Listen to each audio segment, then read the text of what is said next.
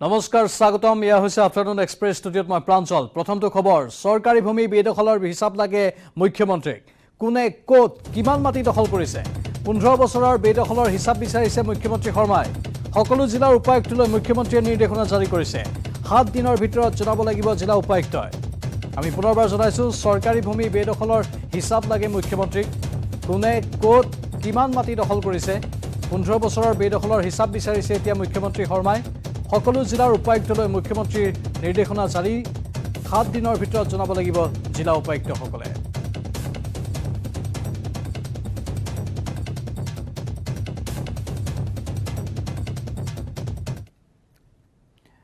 BJP নেতাৰ আক্ৰমণত জড়িত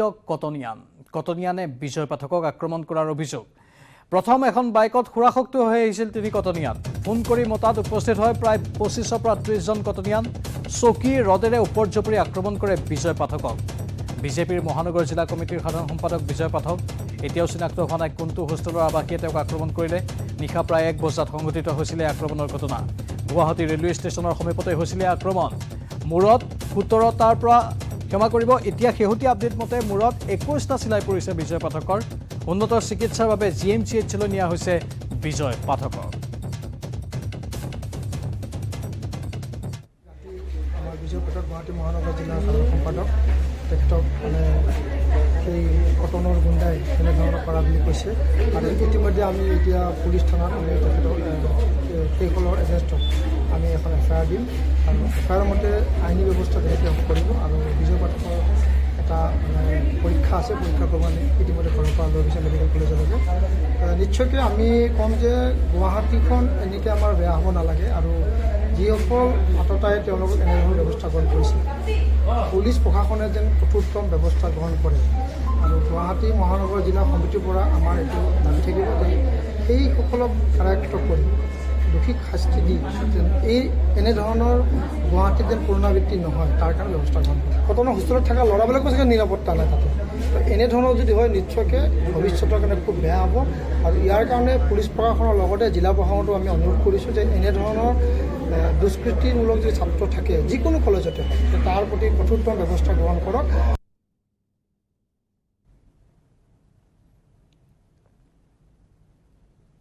বিজেপিৰ তৰফৰ পৰা দাবী উত্থাপন হৈছে যে কঠোৰতম ব্যৱস্থা গ্ৰহণ কৰিব লাগে এনে দুষ্কৃতিকাৰীৰ বিৰুদ্ধে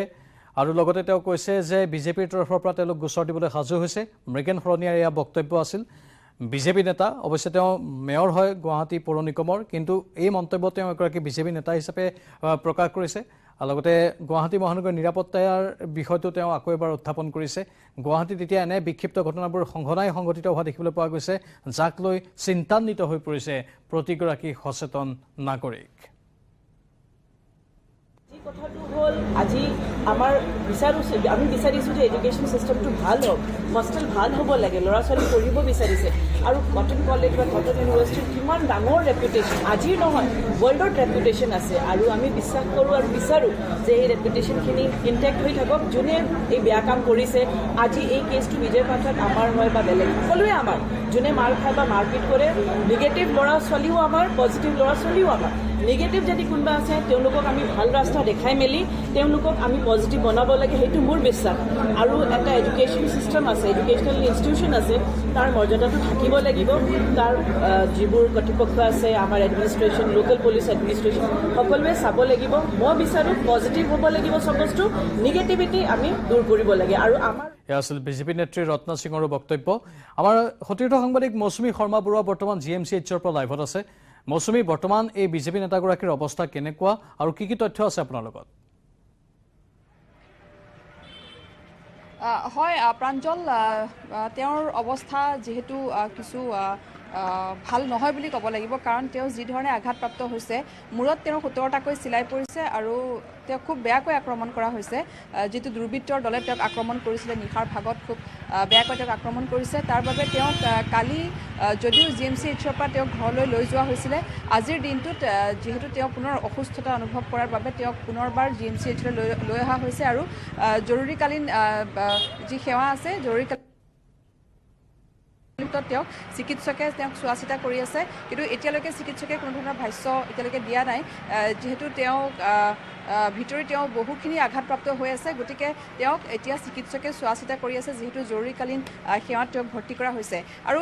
যি ধৰণে এগৰাকী বিজেপি নেতাক বা বিজেপি নেতা নহ'লেও বা এগৰাকী ব্যক্তিক নিশাৰ ভাগত এই ধৰণে আক্ৰমণ কৰা যিটো ঘটনা সেই ঘটনাই সকলোকে চিন্তিত কৰিছে কাৰণ নিৰাপত্তাৰ দিশটো আচলতে গুৱাহাটী মহানগৰীত এতিয়া মানুহৰ নিৰাপত্তাৰ দিশটোক লৈ যথেষ্ট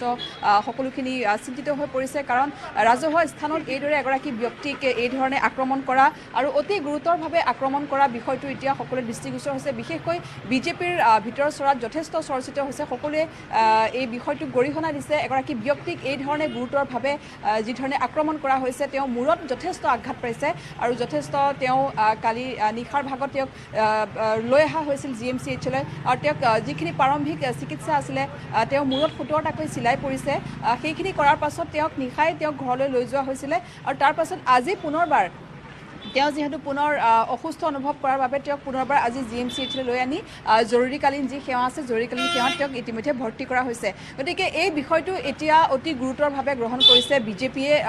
দলটোৱে কাৰণ তেওঁ যিহেতু বিজেপিৰ মহানগৰ সমিতিৰ সম্পাদকৰ দায়িত্বত আছিলে আৰু সকলোৱে এই বিষয়টোক লৈ গম্ভীৰভাৱে তেওঁলোকে চিন্তা চৰ্চা কৰিছে আৰু যি দুষ্কৃতিকাৰী বা দুৰ্বৃত্তই তেওঁক আক্ৰমণ কৰিছিলে সেইসকলৰ বিৰুদ্ধে চান্দমাৰী থানাত এজাহাৰ দাখিল কৰিবলৈ এতিয়া সেই মহানগৰ কমিটিৰ এটা দল ইতিমধ্যে তালৈ গৈছে তেওঁলোকে খুব কঠোৰভাৱে তেওঁলোকে এই বিষয়টো গৰিহণা দিছে আৰু তাৰ বাবে দুৰ্বৃত্তই যাতে শাস্তি পাব লাগে উচিত শাস্তি পাব লাগে বা আৰক্ষীও যাতে এই বিষয়ত যাতে এটা গুৰুত্বপূৰ্ণ ভূমিকা গ্ৰহণ কৰে তাৰ বাবে তেওঁলোকে এজাহাৰ তেওঁলোকে দিবলৈ ইতিমধ্যে চান্দমাৰী থানালৈ তেওঁলোক গৈছে গতিকে এই বিষয়টো ইতিমধ্যে তেওঁৰ ঘৰলৈ মেয়ৰ গৈছিলে আৰু মেয়ৰেও সেই বিষয়টো গুৰুত্ব সহকাৰে লৈছে বা তেওঁ কৈছে ইতিমধ্যে বিজেপিৰ কেইবাগৰাকীও নেতা তেওঁলোকৰ ঘৰলৈ গৈছে খবৰ লৈছে বিষয়টো গতিকে প্ৰাঞ্জল এগৰাকী ব্যক্তিক এই ধৰণে আক্ৰমণ কৰা এক প্ৰকাৰ তেওঁক প্ৰাণে মৰাৰ দৰে যি ধৰণে আক্ৰমণ তেওঁৰ ওপৰত চলিছে সেয়া অতিকৈ সকলোৱে গৰিহণা দিছে বিশেষকৈ বিজেপি দলৰ সকলোখিনি নেতা কৰ্মীয়ে সকলোখিনিয়ে আৰু বিষয়টো উচিত তদন্ত হোৱাটো বিচাৰিছে আচলতে কোনে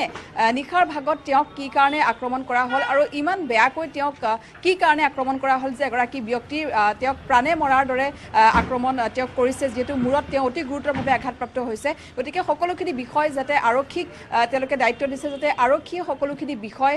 চোৱা চিতা কৰি কোন দুষ্কৃতিকাৰী কোন দুৰ্বৃত্তই এই ধৰণে আক্ৰমণ কৰিছিলে তেওঁলোকক যাতে সেই বিষয়টো তদন্ত কৰি তেওঁলোকক যাতে কৰায়ত্ব কৰি ইয়াৰ এটা উচিত ব্যৱস্থা গ্ৰহণ কৰে আৰক্ষীয়ে সেয়া এতিয়া সকলোৱে বিচাৰিছে হয় মৌচুমী এয়া সাধাৰণ নাগৰিকৰ নিৰাপত্তাৰ বিষয় যিহেতু আৰু এনেধৰণে কোনোবা আহি হঠাৎ আক্ৰমণ কৰিব কোনো কাৰণতে সহ্য কৰিব নোৱাৰি সেয়া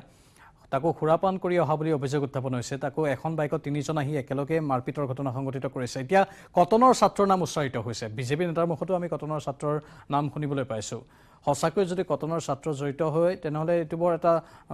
গুৰুতৰ কথা কটন বিশ্ববিদ্যালয়ৰ তৰফৰ পৰা কিবা প্ৰতিক্ৰিয়া আহিছে নেকি চাওক প্ৰাঞ্জল যিহেতু এতিয়াও স্পষ্টকৈ কোনেও কটনৰ ছাত্ৰ বুলি যদিও কথাটো কোৱা নাই কিন্তু বাহিৰে বাহিৰে একাংশই কৈছে যে কটনৰ ছাত্ৰই এই ঘটনাটো সংঘটিত কৰিছে কাৰণ যি স্থানত এই ঘটনাটো সংঘটিত হৈছে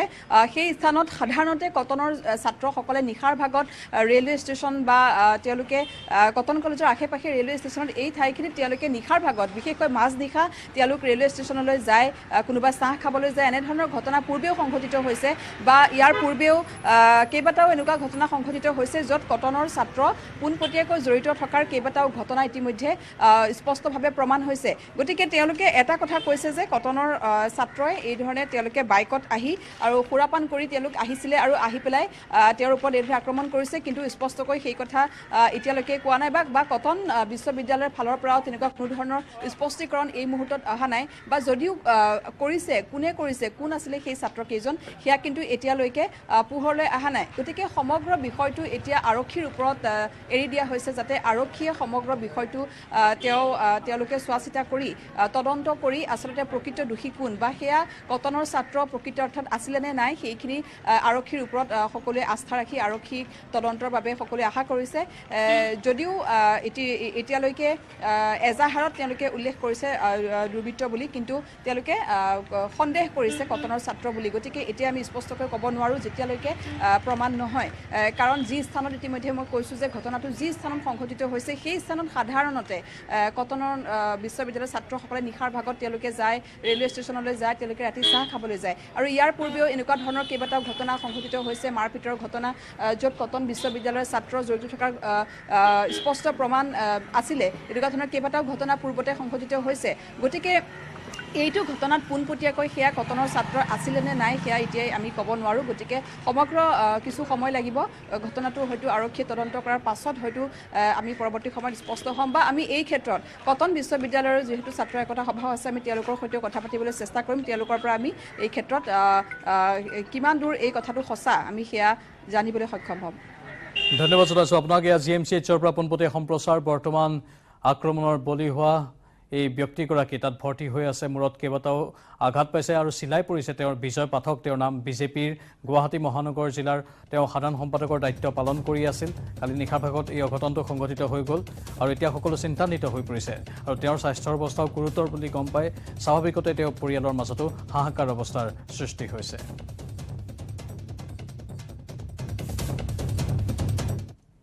আৰু আফটাৰনুন এক্সপ্ৰেছত এইখিনিতে সময় হ'ল চমু বাণিজ্যিক বিৰতিৰ কেৱল ষ্ট্ৰং নহয় মাইথান ষ্ট্ৰং মাইথান ষ্টীল নিৰ্মাণৰ মানদণ্ড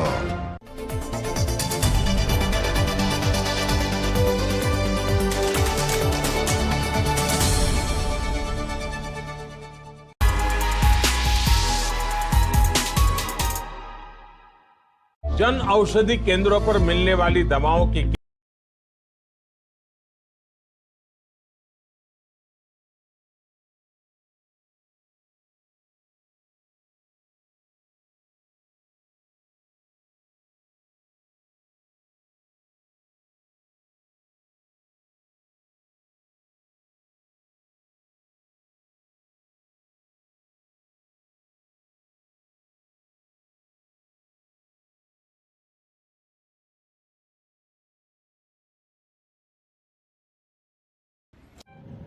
এই মানে ভিডিঅ'টো লৈছে আপুনি দেখিছে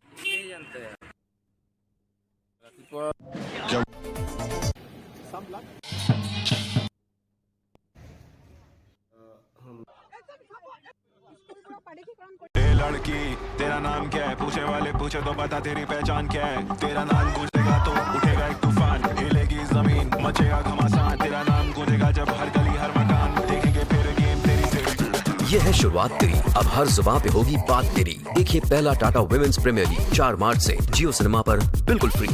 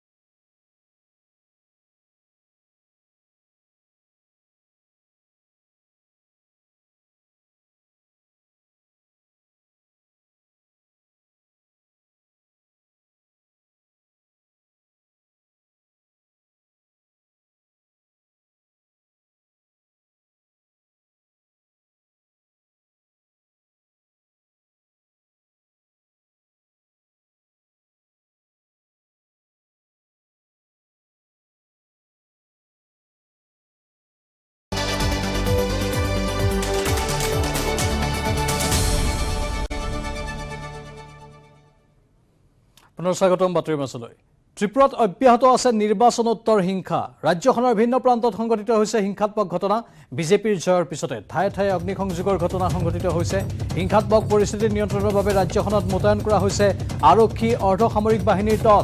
ইফালে স্পৰ্শকাতৰ অঞ্চলসমূহত চোকা অস্ত্ৰৰে আক্ৰমণ কৰা খবৰো পোৱা গৈছে ইতিমধ্যে ৰাজ্যখনত অধিক তীব্ৰতৰ কৰি তোলা হৈছে আৰক্ষীৰ নিৰাপত্তা ব্যৱস্থা ৰাজ্যখনত জনসাধাৰণক শান্তি শৃংখলা বৰ্তাই ৰাখিবলৈ আহ্বান জনোৱা হৈছে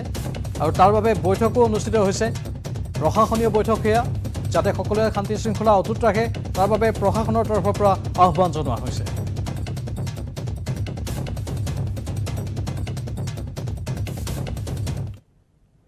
শ্বিলঙৰ লাইটু মখৰাত চাঞ্চল্যকৰ ঘটনা HSPDPৰ বিধায়কৰ কাৰ্যালয়ত নিশা অগ্নিসংযোগ দুৰ্বৃত্তৰ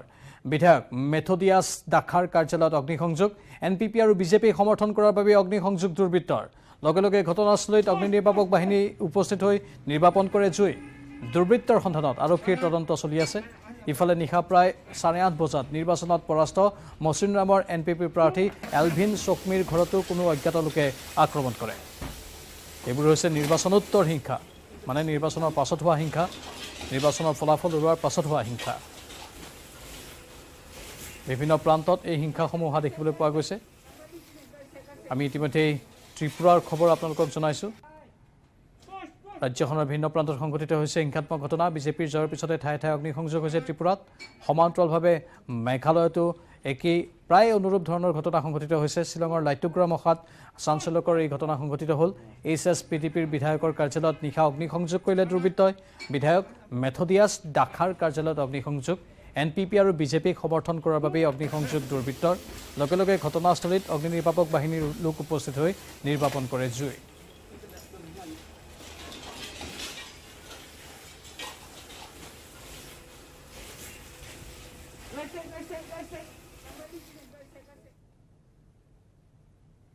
খবৰ নাগালেণ্ডৰ মুখ্যমন্ত্ৰী পদৰ পৰা পদত্যাগ কৰিলে নেফিঅৰিঅই ৰাজ্যপাল লা গণেশনক দাখিল কৰিলে পদত্যাগ পত্ৰ শপত গ্ৰহণ নোহোৱা পৰ্যন্ত দায়িত্বভাৰ সম্ভালাৰ আহ্বান জনাইছে তেওঁ আকৌ এবাৰ NDPP তাত বৰ সুন্দৰ প্ৰদৰ্শন কৰিলে নিৰ্বাচনত কিন্তু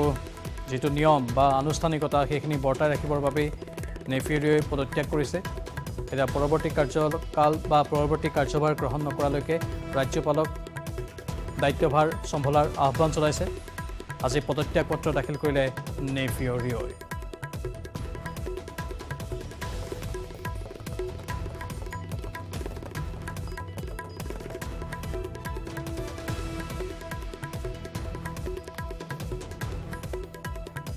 ইতিমধ্যে আমি জনাইছোঁ যে আনুষ্ঠানিকতা ৰক্ষা কৰি মুখ্যমন্ত্ৰী পদৰ পৰা পদত্যাগ কৰিছে নেফিঅৰিঅই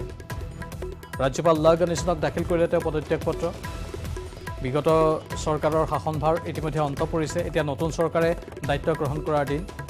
NDPP আৰু বিজেপিৰ মিত্ৰজোঁটত আকৌ এখন নতুন চৰকাৰ হ'ব শপত গ্ৰহণ আনুষ্ঠানিকভাৱে হোৱাৰ পাছত সেই নতুন চৰকাৰখনে দায়িত্বভাৰ গ্ৰহণ কৰিব কিন্তু তাৰ পূৰ্বে প্ৰাক্তন মুখ্যমন্ত্ৰী হিচাপে নেফিঅৰিঅই নিজৰ দায়িত্বভাৰ সমাপ্ত কৰি ৰাজ্যপালৰ হাতত অৰ্পণ কৰিছে এই দায়িত্বভাৰ একেৰাহে চতুৰ্থবাৰলৈকে ইতিমধ্যে মুখ্যমন্ত্ৰীৰ দায়িত্ব গঢ়ি বা লৈ তেওঁ অভিলেখ ৰচনা কৰিছে নাগালেণ্ডত আৰু এইবাৰ পঞ্চমবাৰৰ বাবে তেওঁ যদি মুখ্যমন্ত্ৰী হয় তেনেহ'লে সঁচাকৈ এক অভিলেখ ৰচনা হ'ব কিন্তু তাৰ পূৰ্বে আনুষ্ঠানিকতা ৰক্ষা কৰি তেওঁ নিজৰ দায়িত্বৰ পৰা পদত্যাগ কৰিছে আৰু পদত্যাগ পত্ৰ দাখিল কৰিলে ৰাজ্যপাল লা গণেশনৰ হাতত পৰৱৰ্তী খবৰ যোৰহাটত পুৱতি নিশালৈ জিলা পৰিবহণ বিভাগে অভিযান চলালে মালবাহী ট্ৰাকৰ বিৰুদ্ধে পৰিবহণ বিভাগৰ অভিযান চলিল অভিযানত ভুৱা চালান কাটি অতিৰিক্ত সামগ্ৰী কঢ়িওৱা ট্ৰাক জব্দ কৰা হ'ল ৩৫ টনৰ ভুৱা চালান কাটি কঢ়িয়াইছে ৭০ টন সামগ্ৰী উল্লেখযোগ্য যে কিছুদিন পূৰ্বে মেঘালয়ৰ নংপুত মাত্ৰাধিক বোজা কঢ়িয়াই নিয়াৰ বাবে এখন ট্ৰাক দুৰ্ঘটনাত পতিত হোৱাৰ ফলত প্ৰাণ হেৰুৱাইছিল ৬জনকৈ লোকে যোৰহাটত পুৱতি নিশালৈ জিলা পৰিবহণ বিভাগে অভিযান চলোৱাৰ খবৰ মালবাহী ট্ৰাকৰ বিৰুদ্ধে পৰিবহণ বিভাগৰ এই অভিযানত ভুৱা চালান কাটি অতিৰিক্ত সামগ্ৰী কঢ়িওৱা ট্ৰাক জব্দ কৰা হয় ৩৫ টনৰ ভুৱা চালান কাটি কঢ়িয়াইছে ৭০ টন সামগ্ৰী কিছুদিন পূৰ্বে মেঘালয়ৰ নংপুত মাত্ৰাধিক বোজা কঢ়িয়াই নিয়াৰ বাবেই এখন ট্ৰাক দুৰ্ঘটনাগ্ৰস্ত হৈছিল আৰু আন এখন সৰু গাড়ীত যোৱা বাহন দুৰ্ঘটনাত পতিত হৈছিল আৰু তাত ৬জনকৈ লোকে প্ৰাণ হেৰুৱাইছিল